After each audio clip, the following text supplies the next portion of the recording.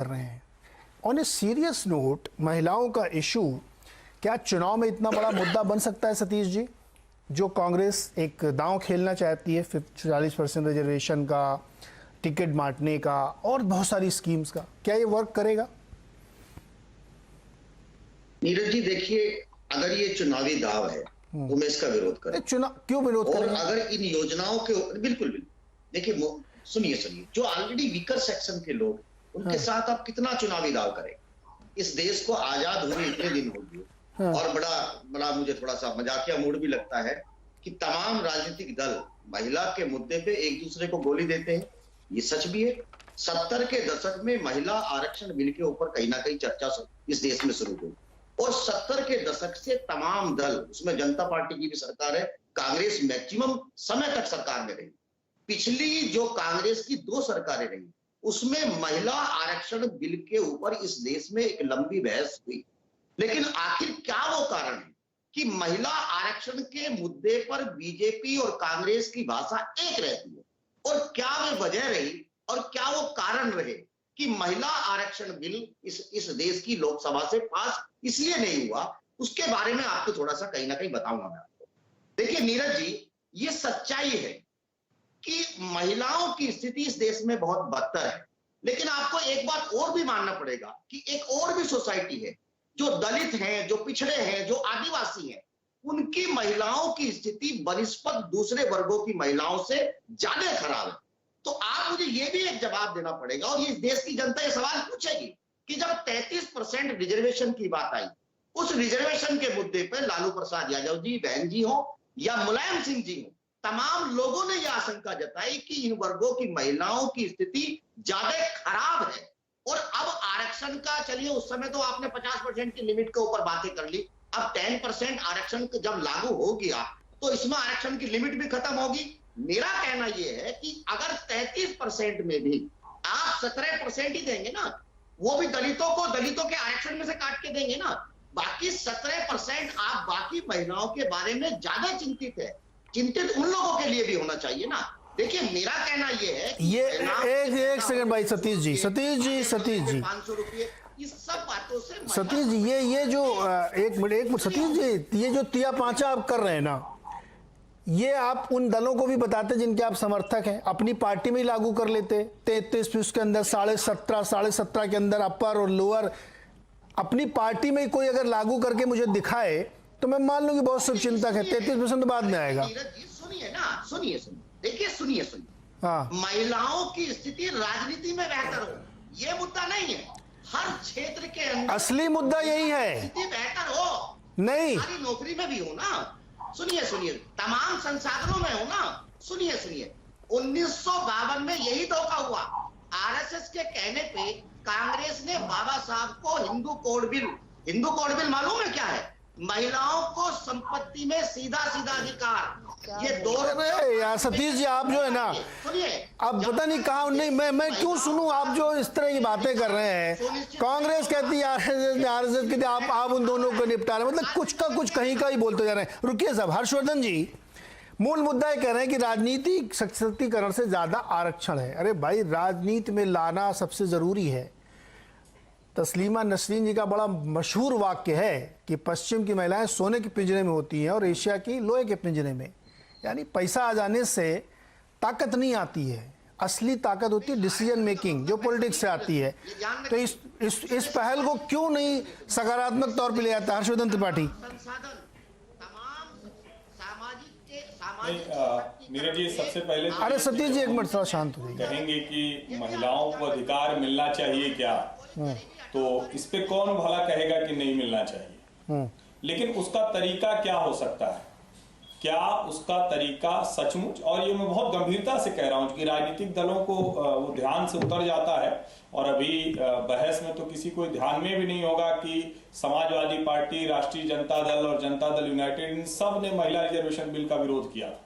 क्यों किया था ये पूछना चाहिए।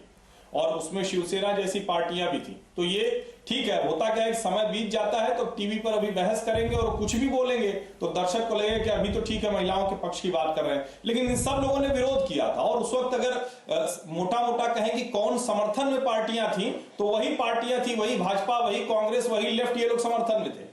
लेकिन मेरा ये पूछना है, क्या सचमुच कोई गंभीरता से ये मानता है कि रिजर्वेशन देकर महिलाओं को एम्पावर किया जा सकता है?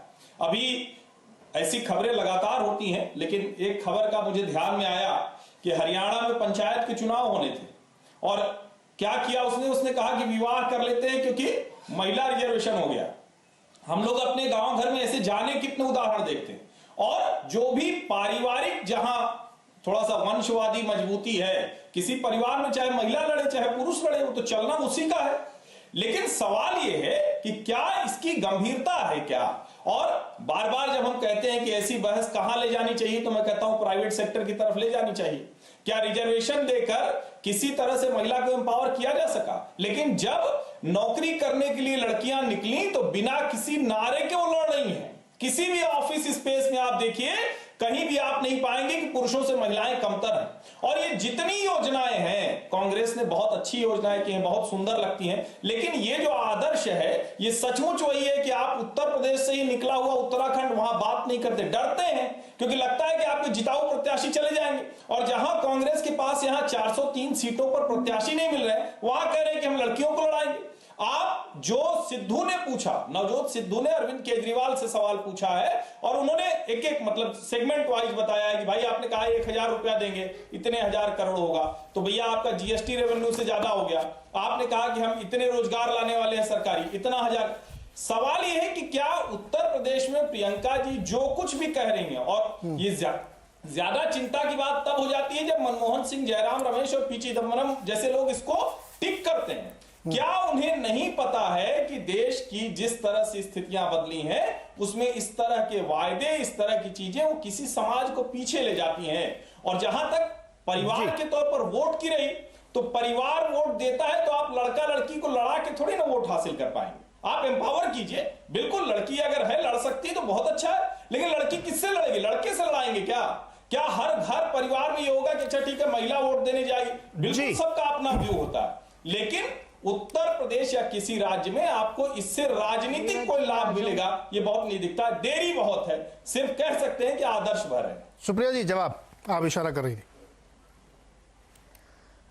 मैं जवाब भी दूंगी और मैं 2-4 चीजें आपके सामने रखना चाहती हूं। हमारे पंचायती राज में रिजर्वेशन है 33%, और उस 33% रिजर्वेशन के चलते 30 लाख निर्वाचित जो पंचायती राज में ब्लॉक, गांव और जिला के स्तर पे लोग आते हैं, उसमें से 10 लाख महिलाएं हैं उसी रिजर्वेशन के चलते। हाँ, कुछ में ग्रामपति काम करता है, वो पीछे रहती है, लेकिन अधिकतर महिलाएं अब काफी जागरूक है, अपना काम खुद करती है। 10 लाख निर्वाचित महिलाएं हमारे पास एक पाइपलाइन में है। लेकिन ऐसा क्यों है कि नेक्स्ट इलेक्शन विधानसभा में वो सिर्फ पूरे देश में 4200 में सिर्फ 334 रह जाती हैं, 1/10 से भी कम? इसलिए क्योंकि सबसे बड़ा हर्डल राजनीतिक पार्टियों का टिकट ना देना है। राजनीतिक पार्टियां प्रोत्साहित नहीं करती है महिलाओं को, और इसलिए ये असलियत तभी बदलेगी जब हम ज्यादा से ज्यादा महिलाओं को टिकट देंगे। ये मैं तथ्य बाल रही हूं, इसका कोई ये काट के सकते हैं। दूसरा बात मैं बोलना चाहती हूं, मुझे नहीं लगता हर्षवर्धन जी को बड़ी जानकारी, आप कह रहे हैं हर और महिलाएं देख रही हैं। हिंदुस्तान में लेबर फोर्स पार्टिसिपेशन रेट महिलाओं का 26% है, मात्र 26%, आधा भी नहीं है। और उत्तर प्रदेश में लेबर फोर्स पार्टिसिपेशन रेट 9.4% है, जो देश के 2 सबसे लोवेस्ट में आता है। अब मैं बात कर लेती हूँ, लड़कियों को लड़के से लड़ाएंगी, क्या मतलब है, किसको लड़ाना है? आप मुझे एक बात बताइए, कभी तो ये पहल होगी, और जब ये पहल होगी यही डिबेट होगा कि क्या जरूरत है लड़ाने की, क्या इससे सशक्तिकरण होगा। अरे कहीं से तो सशक्तिकरण शुरू करिएगा। नीति निर्धारण में महिलाओं को कैसे लाइएगा, नौकरियों में महिलाओं को कैसे लाइएगा, जब तक आप कोई अफर्मेटिव एक्शन नहीं लीजिएगा। अफर्मेटिव एक्शन की जरूरत है, और उसका सबसे बड़ा एग्जाम्पल हमारा पंचायती राज है। और अंत में मैं एक ही बात कहना चाहती हूँ जी, ब्रेक लेना, बड़ी उंगलियां उठाई जा रही हैं। हमने तो एक सदन में पास करा दिया था रिजर्वेशन बिल। आपके तो मैनिफेस्टो में 2014 में भी था, 2019 में भी था भारतीय जनता पार्टी। क्यों नहीं आप उसके बारे में एक बार भी बोलते हैं? 33% आरक्षण सदन में करा के दिखाइए अगर आपकी ईमानदार सोच है तो। और जो इनके सपोर्टर्स हैं वो भी इस बात को बार बार बोले, लेकिन बोलेंगे नहीं। जी सुब्रत जी, मुझे एक छोटा सा ब्रेक लेना है। ब्रेक से लौट के आके इस चर्चा को वाकई थोड़ा सा डिफरेंट पर्सपेक्टिव में देखिए। केजरीवाल जी है एक दनादन अनाउंसमेंट कर रहे हैं पंजाब में, और दिल्ली में ऐसे ही चुनाव करके वो चुनाव जीत गए थे। तो इस देश का जो मानस है, इस देश की जो जनता है, वो इन चीज़ों को कहीं ना कहीं एक्सेप्ट करती भी है। अब ये इशू जो है एक बहुत बड़ा इशू है। इससे कौन चुनाव जीतेगा नहीं जीतेगा ये एक अलग बहस का विषय हो सकता है, पॉलिटिकल डिबेट हो सकती है, लेकिन इशू बहुत महत्वपूर्ण है जिसको राजनीतिक दलों को एक डिफरेंट एंगल से देखना चाहिए। छोटा सा ब्रेक लेंगे, इसके बाद इस चर्चा को इससे आगे बढ़ाएंगे।